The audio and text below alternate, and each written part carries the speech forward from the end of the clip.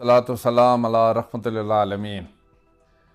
ہمارے نبی آخر زمان حضرت محمد مصطفیٰ احمد مجتبیٰ صلی اللہ علیہ وآلہ وسلم خاتم النبیین ہیں۔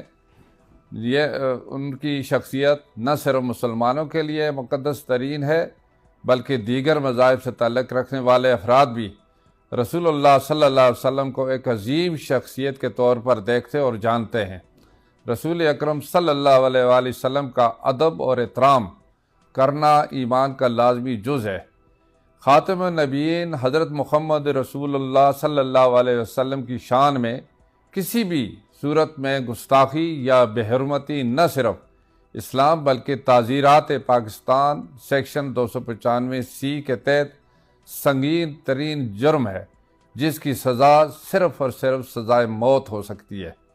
وزارت مذہبی امور و بین المذاہب امانگی نے معاشرے میں ناموس رسالت صلی اللہ علیہ وسلم کی اہمیت کو اجاگر کرنے اور سوشل میڈیا پر موجود متنازع توہین آمیز مواد کی روک تھام کے لیے 15 مارچ بروز ہفتہ کو یوم تحفظ ناموس رسالت صلی اللہ علیہ وآلہ وسلم منانے کا فیصلہ کیا ہے۔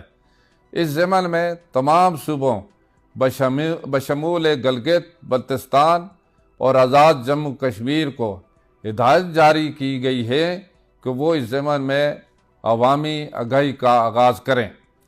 میری ملک بھر کے علماء، مشائخ، خطباء اور اسلامی اسکالرز سے گزارش ہے کہ جمعہ کے خطبات میں تحفظ ناموس رسالت صلی اللہ علیہ وسلم کی اہمیت سے متعلق آگاہی دی جائے۔